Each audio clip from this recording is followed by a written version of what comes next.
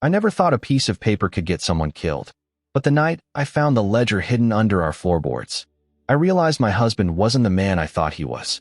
Names, dates, amounts of money, and besides some of them, little marks that looked a lot like death sentences. The moment I understood what it meant, I knew two things. First, if anyone found out I'd seen it, I was dead. And second, the only way to survive was to burn it. So, aita for destroying the one thing that could expose everything, just to save my own life? I was standing in our kitchen, stirring the pasta sauce with one hand and holding my husband's secret burner phone in the other, watching him laugh on the patio while I sent a text that would effectively end his career. I knew I should have just asked him about the folder I found, but the moment I saw those photos, something in me snapped, and I decided that if my world was going to burn, he was going to be the one holding the matches. Most people would call me a monster for what I was doing, but they haven't seen what I saw under the floorboards of our guest room. They don't know who they're actually living next to. To everyone else, we were the perfect couple. We'd been married for 7 years, no kids, 2 dogs, and a house in a quiet suburb that smelled like lavender and expensive floor wax. He was a high-level consultant, the kind of guy who people trusted instinctively. He had this way of looking at you like you were the only person in the room. But about 3 months ago, I started noticing the small things. The way he'd tilt his phone screen away just a fraction of an inch. The way he started taking the trash out at 11 p.m. and staying out there for 20 minutes. I'm a researcher by trade, so digging is in my blood. I told myself I was just being paranoid, but the itch under my skin wouldn't go away. Last Tuesday, while he was away on a business trip to Chicago, I decided to do a deep clean of the guest room. I was moving the rug when I noticed one of the floorboards didn't sit quite flush. It was a tiny gap, barely a sliver, but when I pressed it, the wood groaned. I used a butter knife to pry it up, expecting to find old dust or maybe some forgotten insulation. Instead, I found a black waterproof folder. Inside were dozens of photographs. They weren't of him. They were of me. But they weren't wedding photos or candid shots from our vacations. They were photos of me from 10 years ago, before we ever met. Photos of me at my college graduation. Photos of me at my first job in the city. Photos of me sitting in a coffee shop I used to frequent 3 states away. In every single one, I was alone, and I clearly had no idea I was being watched. The air in the room felt like it had been sucked out. My heart was hammering against my ribs so hard it actually hurt. We met randomly at a bookstore in Seattle 6 years ago. Or at least, that's what I thought. Looking at these pictures, I realized our entire relationship wasn't a romance. It was a long-term project. He had been following me for years before he ever accidentally bumped into me in that aisle. I didn't cry. I didn't call the police. My first instinct, the one I'm not proud of, was to win. I put the floorboard back, moved the rug, and went to the pharmacy. I bought a bottle of over-the-counter sleep aids, the kind that leave you groggy and compliant if you take just enough. That night, when he came home, I made him his favorite chamomile tea. I watched him drink it, my hands steady, my face a mask of wifely devotion. "You okay?" he asked, his eyes drooping slightly. "You seem quiet tonight."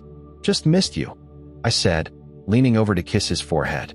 "I'm so glad you're home." Once he was dead to the world, I took his keys and went to his home office. I found the burner phone in the lining of his laptop bag. It wasn't just a phone, it was a log of his consulting work.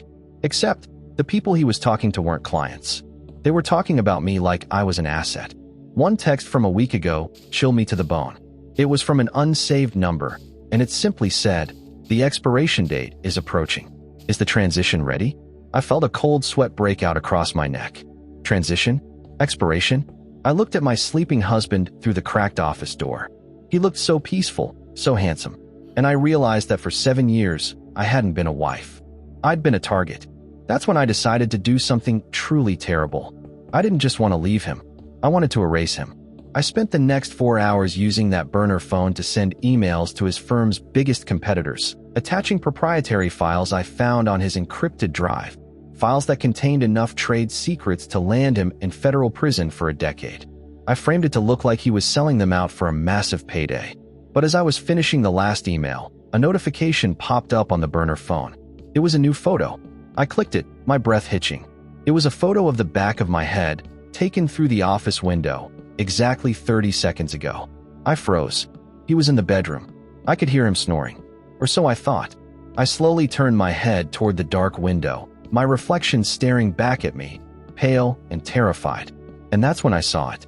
A small, red blinking light tucked into the bookshelf behind me. It wasn't a smoke detector. He hadn't been sleeping. He'd been watching me watch him. The snoring stopped. The house, which usually felt like a sanctuary, suddenly felt like a cage. I stayed perfectly still, the burner phone feeling like a hot coal in my palm. My mind was racing, trying to calculate the distance between the office and the front door. If he was watching me, why hadn't he stopped me? Why let me send those emails? I forced myself to stand up. My legs felt like lead. I walked back into the bedroom, my heart performing a frantic rhythm in my throat. He was still in bed, his chest rising and falling in that same slow, rhythmic pace. But as I got closer, I noticed something. His eyes weren't fully closed. There was a thin, silver sliver of white showing through his lashes. He was watching the doorway. "Honey," I whispered, my voice trembling just enough to be believable. "Are you awake?" I heard a noise downstairs. He didn't move for a long 5 seconds. Then, he let out a long, theatrical sigh and rubbed his eyes. What is it? What time is it?" His acting was perfect. If I hadn't seen that red light in the office, I would have believed him. I would have crawled back into bed and let him hold me. Instead, I felt a wave of pure, unadulterated loathing. I realized then that I couldn't just ruin his career.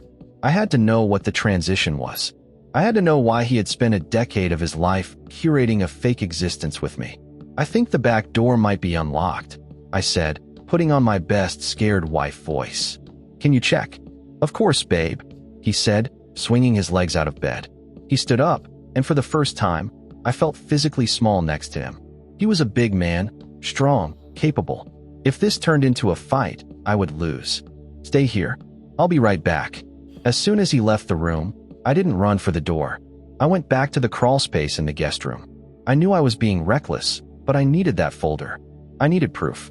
I pried the board up again, grabbed the black folder, and shoved it under the mattress of the guest bed. Then I ran to the kitchen and stood by the island, clutching a glass of water. He walked into the kitchen a moment later, looking completely calm. "Everything's locked up tight. You're just stressed, I think. Maybe that research project is taking too much out of you." He walked over and put his hands on my shoulders. I had to fight the urge to scream. His touch felt like a snake sliding over my skin. "You know I'm always here to take care of you, right?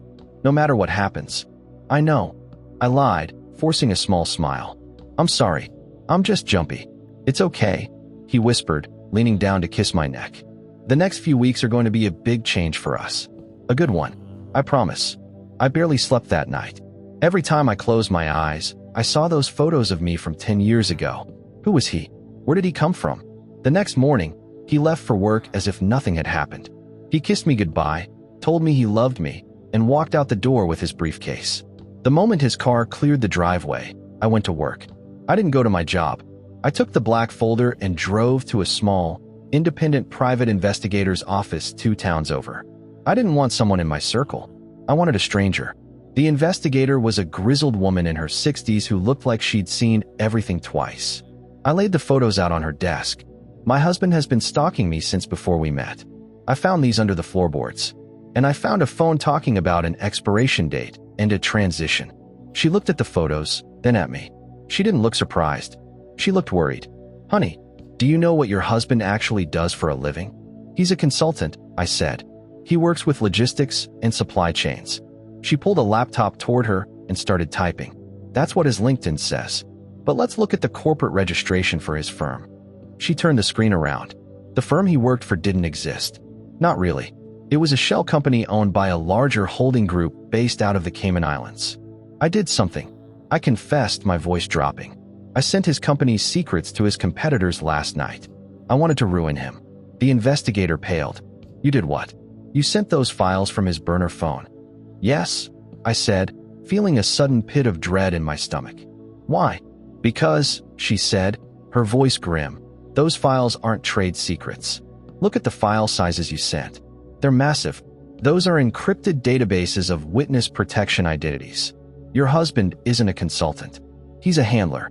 And if you just sent those files out to the open web, you didn't just ruin his career. You just put a target on the back of every person in that database, including yourself." I stared at her, the room spinning. Myself? I'm not in witness protection. She sighed and reached into her desk, pulling out a state database login. She typed in my name, my maiden name, and my social security number. Nothing came up. She typed it in again. Your identity only goes back 10 years, she said softly. Before that, you don't exist. You aren't who you think you are. He didn't stalk you to marry you.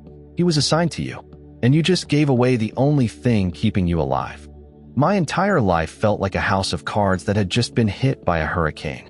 I sat in that cramped office, staring at a screen that told me I was a ghost. 10 years. Everything before that was a blank. My parents, my childhood memories, they felt real, but as I tried to grasp them, I realized they were fuzzy, like scenes from a movie I'd seen a long time ago. The transition, I whispered, the words tasting like copper in my mouth. He said the transition was coming. In his world, the investigator said, a transition usually means a relocation, a new identity, a new life. The expiration date. That's when your old life is supposed to end. She looked at me with pity. He wasn't just your husband. He was your jailer. He was keeping you in a controlled environment until you were cleared for whatever comes next. But by sending those files, you've signaled to whoever is looking for you that the breach has happened. They're coming for you now, and they're coming for him. I stood up, my mind reeling. I had tried to destroy him out of spite, but I had accidentally triggered a death sentence for both of us. But wait, why did he have those photos of me? Why was he watching me through a hidden camera? I have to go back, I said. Are you crazy? She hissed. You need to run. Now. No, I said, a cold, hard resolve settling over me. He's been lying to me for 7 years. I'm not running until I know the truth. I'm the one who started this fire. I'm going to see what it burns. I drove back home, my hands shaking on the steering wheel. I expected to see black SUVs in the driveway, or the front door kicked in. But the house was silent. It was 2 p.m. He wouldn't be home for hours. I went straight to his office. I didn't care about the hidden camera anymore. I looked directly into the lens of the hidden camera on the bookshelf and flipped it off. Then, I sat down at his desk and started tearing it apart. I found a false bottom in his desk drawer. Inside was a passport. Not for him, and not for me. It was for a woman who looked exactly like me, but the name was different. Elena Vance. Underneath the passport was a newspaper clipping from 12 years ago. Vance family massacre. Daughter remains sole witness, placed in high-security protection. I felt a jolt of electricity shoot through my spine. I remembered. It came back in a sickening rush. The smell of smoke. The sound of footsteps on the stairs. My father's voice telling me to hide in the floorboards. The floorboards. That's why I'd been drawn to that spot in the guest room. It wasn't intuition. It was a muscle memory from the worst night of my life. He hadn't been protecting me. He had been studying me. He was waiting for my memory to return so he could find out where my father had hidden the one thing the people who killed my family wanted. The ledger. I heard the garage door open. I didn't panic. I went to the kitchen, grabbed the heavy cast iron skillet, and stood behind the door leading from the garage. I heard his footsteps. Confident. Slow. He hummed a little tune as he walked in. The moment he stepped into the kitchen, I swung. I didn't hit him. He was too fast. He caught my wrist in midair with a strength that made me gasp. He twisted the skillet out of my hand and pinned me against the wall, his face inches from mine. He didn't look angry. He looked disappointed. I saw what you did on the burner phone, he said, his voice dropping to a low, dangerous rumble. I thought we had more time. I thought I could make you love me enough that the truth wouldn't matter. You killed them. I spat, struggling against his grip. You're one of them. No, he said, and for the first time, I saw a flicker of genuine emotion in his eyes. I'm the one who saved you. I was the rookie on the scene that night. I was the one who pulled you out of that house. But I knew the agency was compromised. I knew if I handed you over, you'd be dead in a week. So I took you. I erased you. I gave you a life. You stalked me. I screamed. You lied to me for 7 years. You made me marry you. I did what I had to do to keep you close, he yelled back. And now? Now you've sent the location of every safe house in the country to the people who want you dead. Do you have any idea what you've done? Suddenly, the front window shattered. A flashbang grenade bounced across the hardwood floor. He didn't hesitate. He threw his body over mine, slamming me down onto the tiles just as the world turned into white light and deafening noise. Through the ringing in my ears, I heard the heavy thud of boots. I heard the pop, pop, pop of suppressed gunfire. He stayed on top of me, shielding me. I felt him jerk as a bullet hit his shoulder. He didn't scream. He reached into his waistband, pulled out a handgun, and started firing back over the kitchen island. The guest room, he gasped, blood soaking into his shirt. The floorboards. The folder isn't what matters, Elena. It's the board itself. The ledger is etched into the wood. In that moment, everything changed. I realized that my husband, the man I had just tried to send to prison, the man I had spent the last 24 hours hating, was the only thing standing between me and the people who had murdered my parents. And I had just given them our address. The next 10 minutes were a blur of violence and adrenaline. He pushed me toward the guest room, his movements becoming sluggish as he lost blood. "Go," he hissed. "Rip the board out and get to the car. I'll hold them off." I did something I never thought I was capable of. I didn't just run. I grabbed the heavy kitchen knife from the counter. As a man in black tactical gear rounded the corner, I didn't freeze. I drove the knife into his leg and pushed past him. I was a researcher, yes, but I was also the daughter of a man who knew how to hide things. I got to the guest room. I ripped up the carpet. I didn't just pry the board. I smashed it with my heel until it splintered. And there it was. On the underside of the wood, in tiny, microscopic engravings, was a series of codes. The ledger. I grabbed the piece of wood and ran back to the kitchen. My husband was slumped against the island, his gun empty. 3 men were standing over him. One of them, a man with a scarred face, looked up at me and smiled. "Elena," he said, "it's been a long time. Hand over the wood, and maybe I'll let him live." I looked at my husband. He was looking at me, his eyes fading. He mouthed one word, "Run." But I was tired of running. I looked at the man with the scar. "You want the ledger? Fine." I didn't hand it to him. I threw it into the stovetop where the pasta sauce was still simmering over an open flame. The wood, dry and splintered, caught instantly. "No!" the man screamed, lunging for the fire.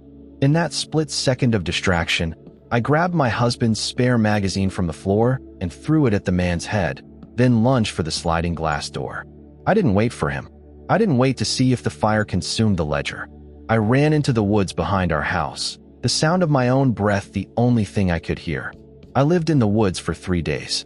I used the survival skills I didn't even know I had, skills that must have been buried in my subconscious from a childhood I was forced to forget.